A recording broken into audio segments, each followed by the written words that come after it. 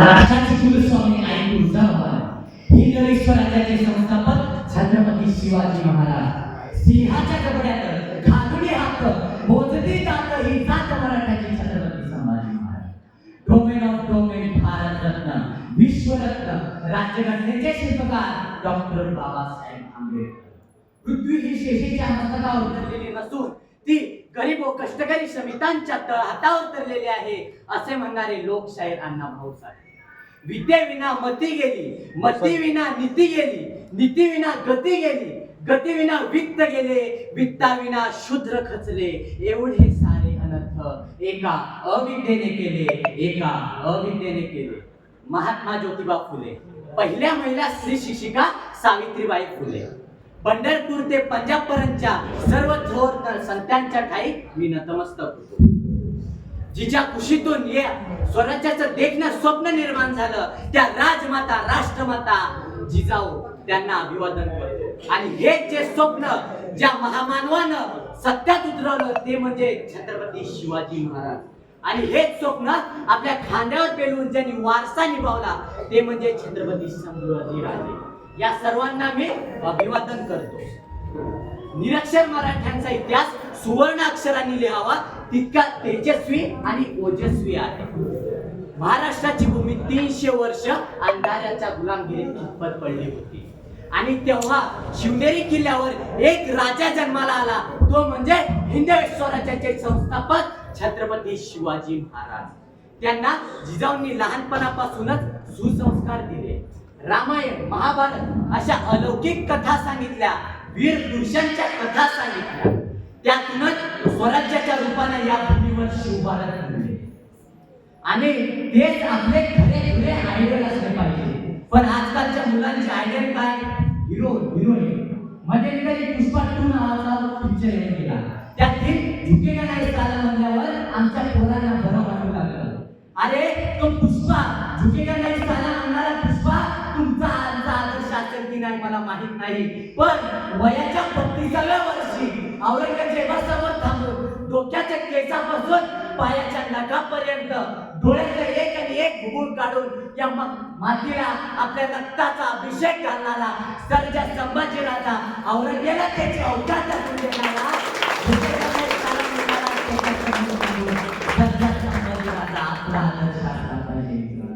त्यांचे चरित्र बघा आणि अशा आदर्श आपण आपल्या जीवनामध्ये माणसांना अस्मितेचे भान यावे लागते, पाय चाटून स्वपदाला इंसान व्हावे लागते.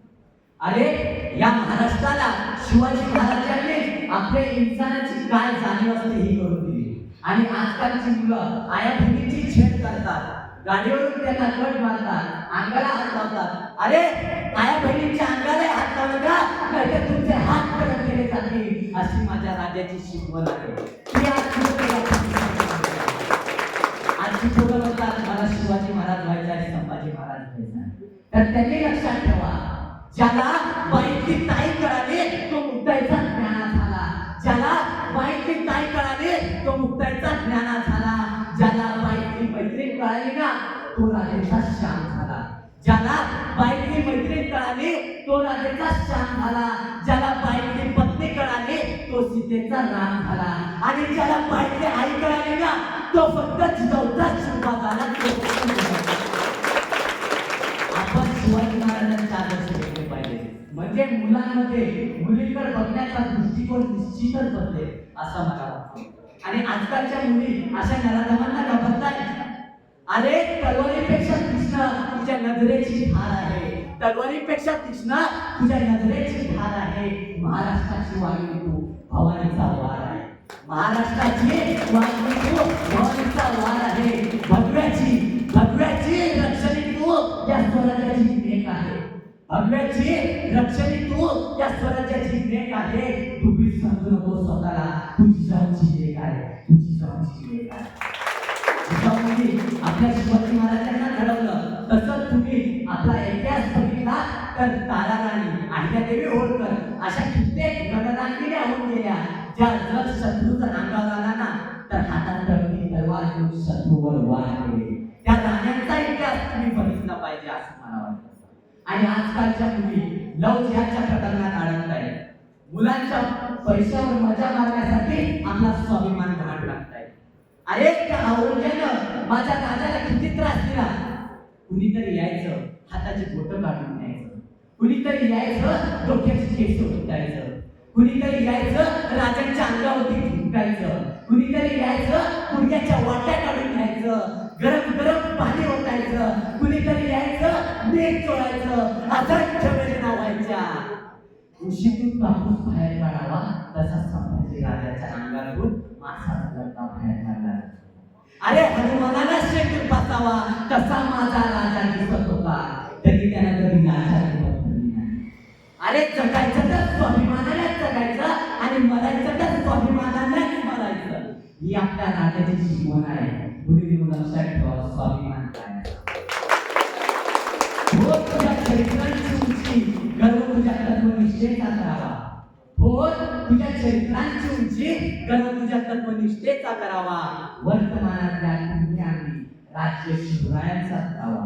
वर्तमानातल्या तुम्ही आम्ही राज्य शिवरायांचा असावा.